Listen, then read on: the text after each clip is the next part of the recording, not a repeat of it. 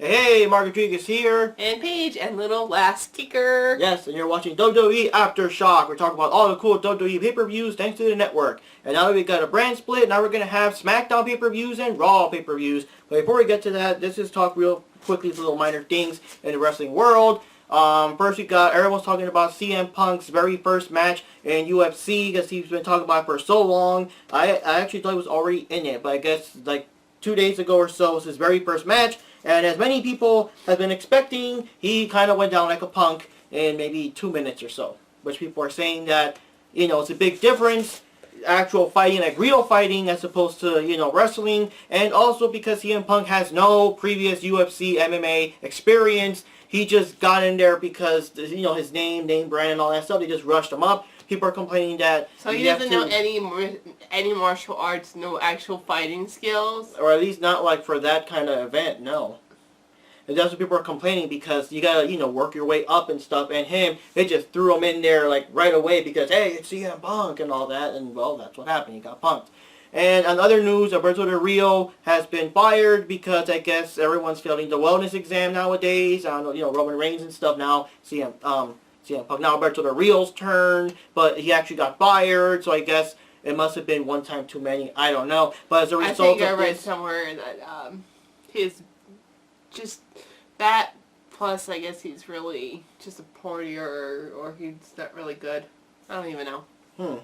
But the bad thing is, as a result of this, Paige, who has been going out with Alberto Del Rio, is she also did something about wellness, not passing the wellness test, failing the drug test. Yeah, but one thing is that she might be quitting too. The thing is that she does have a contract though that still has her in there for a couple of years, so they're disputing things. We don't know if she's gonna quit, or she's gonna be here just, you know, a couple of more months. However, whenever her contract runs out, we don't know.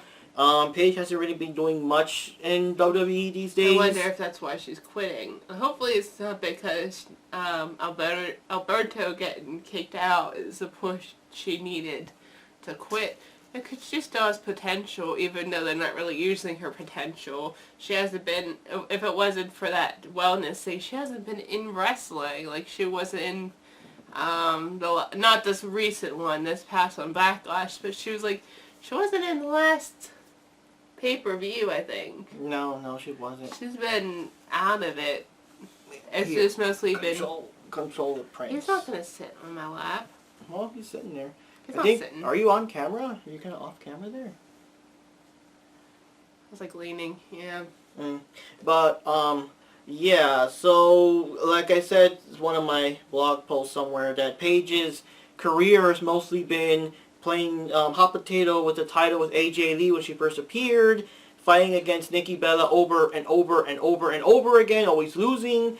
This Diva Revolution thing, and, you know, just whatever. So she hasn't really done all that much, you know. So anyways, now let's talk about the actual pay-per-view, but again, let's hope that Paige does stay, you know. But, let's talk about Backlash. Backlash is the first Smackdown pay-per-view of this new brand split. I'm sure they did that before when they did it the first time.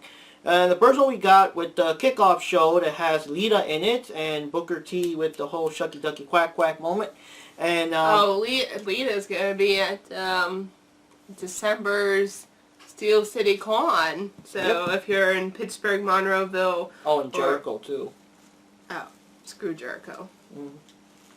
Oh, my kitty cat. But yeah, Lita and Jericho will be at the con. Oh, my but kitty okay, cat. so the first match we had in the kickoff show is Baron Corbin versus Apollo Crews. It was a pretty good match. They're both pretty big, heavy guys. And Apollo Crews, of course, his thing is that despite him being a very, you know, big, heavy-set dude, he's still pretty high-flying. You know, lots of good moves. And I like his move where he does, like, basically a standing somersault flip and just lands on the guy. And, yeah, he defeated Adam Corbin. And it's kind of cool because, like, I'm also tired of Corbin being stuck with Ziggy all the time. It's good that he fight other people. So Apollo Crews did put up a good show. And let's hope that he keeps doing more awesome things as time goes on. I do not care about that because I don't know who they are at all. And now, for the first event, I'm surprised they put this first though, but for the actual Backlash, we had what they call the 6-pack elimination match for 6 women. Whoever wins will be like the very first SmackDown edition WWE champion, because yes, that's the thing. Now that SmackDown has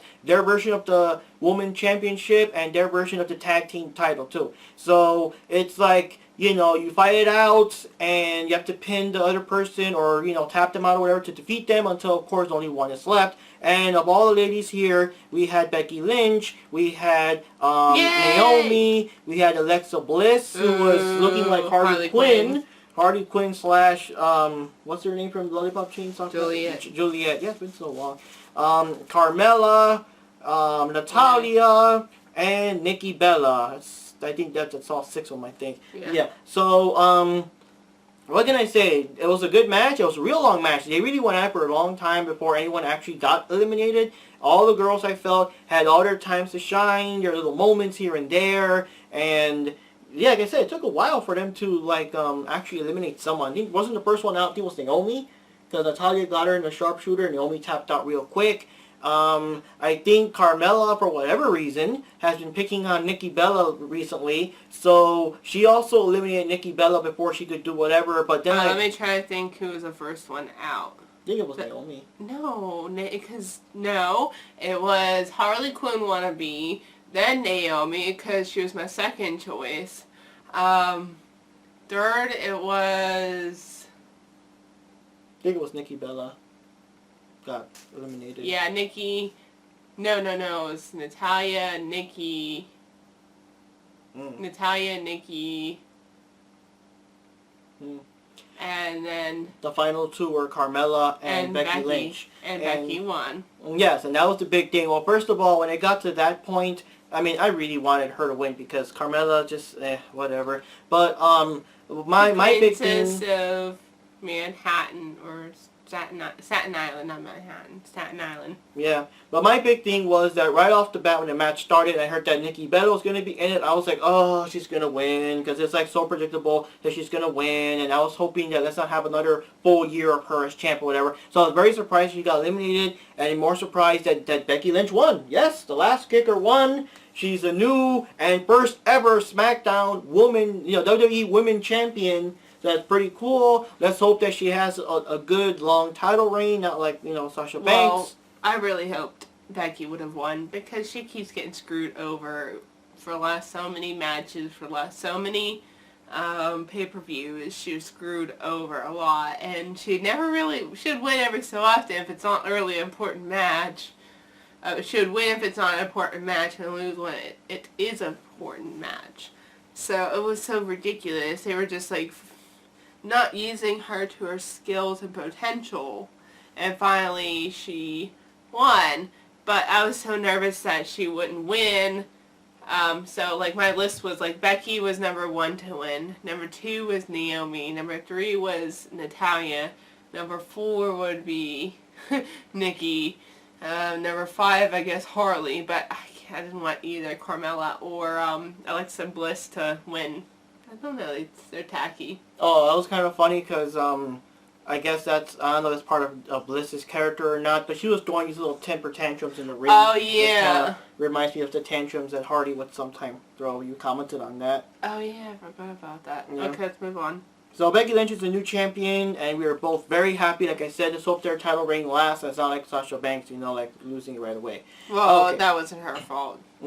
And then we had this, like I mentioned before, we got now Smackdown Tag Team titles. There's a tournament going on, I guess, in Smackdown episodes. And these were like the final matches to decide who would be like the Tag Team Champions, the first ever Smackdown Tag Team Champions. So the first match we had to, I guess, decide who's the final were the Usos against the Hype Bros. The Hype Bros are Mojo Rawley and Zack Ryder. So Zack Ryder's now on pay-per-views more often. I don't know.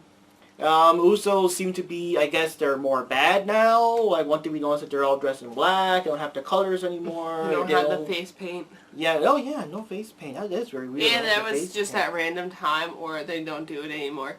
But the thing is, I'm really behind on wrestling anymore because I don't know, like, the first match, like, on the pre-show, I didn't know who the two were. And then I didn't know who Usos were going against. Yeah. But I was picking Usos. Zack Ryder did the best he could. He still did some good moments there, but in the end, the Usos still won, and they continued to advance to. Where was like, I thought the other team won. No, it's these guys. But they advanced. They fight against later in the night, and then we had a title match for the WWE Intercontinental title. We had The Miz with Maurice there against Dolph Ziggler, and. Yeah, I know. But, I gotta say though, it was a very good match. The whole thing was going around how Miz was a coward, they kept calling him a coward, and, I mean, yeah, he always, like, runs and stuff, so now they're making a point, you know, like, are you man enough to fight and all that stuff? So, yeah, they fought it out. Miz did try to crawl out of the ring, because, of course, if he loses by the time out, he's still champion, but Ziggy still grabbed him and dragged his ass back in there. They both did, like, to their very best. The Miz was actually very dominant during most of the match, though. But not that way. But in the end, they tried to cheat. One moment that Ziggy was like near the end of the ropes or something while the referee was busy with whatever Miz was doing. His wife, Maurice, sprayed him with whatever in his face. And of course, that's what gave him the perfect chance for Miz to grab him, do the skull crushing finale, and he was still the champion, yay, and all that. Don't say yay. I'm just saying sarcastically. And one thing I didn't notice, that stupid KFC commercial where they wrestle and stuff, The Miz was dressed up as that chicken guy, and Ziggy was dressed up as the Colonel Sanders. I was knocked out at this point. What? It was a commercial where the chicken is talking about how awesome his chicken is, and Colonel Sanders said, hey, wait a minute now. And he like goes backstage and they fight, then they go back to the ring, and then they're fighting and stuff, and everyone's like, Colonel, as like Sanders wins, and it's like, you know, because KFC is the best chicken. But I mean, I recognized The Miz right off the bat, but I didn't know that was Ziggy as Colonel Sanders. Like someone, I had to look up, had to Google that. But I must have been knocked out at that point. And then we had this interesting match here. Bray Wyatt versus Randy Orton, except that it didn't happen. How did I watch that? Well, how did I miss the commercial? But watching Bray Wyatt fight. What was I doing? Was I sleeping? I guess you're in and out. I don't know. But or I was on the phone call when that happened. Yeah. So this is the big match, big thing. Randy Orton's picking on him now. You know, the whole thing that Orton's known as the apex predator, but another predator is the prey because, you know, Bray Wyatt's after you, you know. But before the match even started, Bray Wyatt beat the crap out of him backstage and messed up. I think he closed the door on his leg or something. So smashed the door on his leg. Yeah. So now that the match is starting, Randy Orton couldn't show up. Pick him up. Pick up your cat. Pick up your cat. Well, I guess the other one got away. Anyways, yes, in this video, both cats are appearing. Now, you know, the match was forfeit. He never showed up. They did a 10 count. Randy Orton didn't show up. Then all of a sudden, they played Kane's theme, and Kane is back. Yay. No holds bar match. Yeah, so no disqualification. And, yeah, it was a decent fight. I was surprised that, Kane, you know, came back and whatever. And, I mean, I don't know what to, like, if you pay, like, the whole $60 for the regular pay-per-view and you're expecting a fight between Randy Orton and Bray Wyatt, like, I don't know how pissed you would have been that you didn't get to see that match and whatever. So, I don't know. But the fans still liked it, though. I mean, they ate it up. Whenever, Bray Wyatt had Kane on the Mexican table, and Bray Wyatt ran and did that move where he kind of jumps up and just lands like full weight down and just smashed the whole table. The whole audience was like, holy shit, holy shit, holy shit. It's like, wow, they ate that up. They ate that up. So they really did like the match between Kane and Bray Wyatt. And as you would expect, because again, no holds barred, no disqualification, Randy Orton just came limping there. His legs has like bandaged up, and he still grabbed what's his face? He still grabbed Bray Wyatt for RKO out of nowhere, and of course that would make Kane win the match. But yeah, we'll see what happens there. I don't know what's gonna happen. I wonder in the next review if we're gonna have like a proper Randy Orton versus Bray Wyatt match after Bray Wyatt. Like I said before, I mean he has to win once in a while. He always seems like he loses. It's not even scary if he's after you because you're gonna kick his ass anyway. So I don't know. I hope he wins more. I mean, at least they defeated the New Day, but after that, like, jeez. Okay, so And then we had the other match, which is the final for the tag team tournament, because we know that the Usos advanced, and they're going to fight against Heath Slater and Rhino. Rhino's, of course, a big dude. I think he's from NXT or some other wrestling. You guys can correct me if I'm wrong, like you always do. But they all fought it out. They all fought it out, and I'm surprised. Heath Slater, I mean, they won. I mean, near the end, Heath Slater just came on in there and just started slamming one Uso, slamming another Uso. Oh, you got back up. Here's one for you. He just kept slamming him all over the place until like they looked like they were gonna get him. But then, since the referee was distracted or whatever, Rhino did the gore move on one of the Usos, and Heath Slater, who was like basically knocked out, managed to crawl on top and do the pin, and they won. So Heath Slater, like they said, the whole thing, how he was not drafted on either network, so he was risking not having a job. And now that he won, and now that he's part of the tag team champions with Rhino, now he's going to have a contract signed, and everyone's making the whole thing about, wow, now Heath Slater has a job and all that. So even though he had the chance, quote unquote, he had the chance to be on SmackDown, on one of the, like, SmackDown, or whatever version that was. And he thought it was like Stephanie and McFoley giving him a contract for Raw. So he's like, oh, thank you, Stephanie. And then Dan and Bryan and Shane's like, okay, walk away. Yeah. But I guess now they're champions. That's surprising because, I mean, he's like never there anyway. And even when the whole social outcasts tried to make them, you know, do more stuff like Bo Dallas and all them, of all of them, Heath Slater was still the one doing the least. So I guess, you know, okay. So, finally we have the match for the WWE World Heavyweight Champions title, whatever you want to call it. World Championship title belt. And it's, the original. Yeah, it's the original. AJ Styles versus Dean Ambrose. Ew. And as you would expect, it was an intense match. It was pretty intense there. They both really went at it. They did, you know, whatever they possibly could. And Dean Ambrose basically showed off his amazing resistance because they kept doing power move after power move on him, and yet somehow he would still tap out or you know, kick out or whatever. Not tap out, that means he loses. Well, you know what I mean, kick out, and just give more and more frustration to AJ Styles and everything. But during their little rivalry, they've been doing certain things like Dean Ambrose did something where AJ Styles landed hard on the rope, basically busting his balls, and there was another time where AJ also kicked him in the balls and stuff. So now in this match, I guess the perfect way to end it was while the referee was like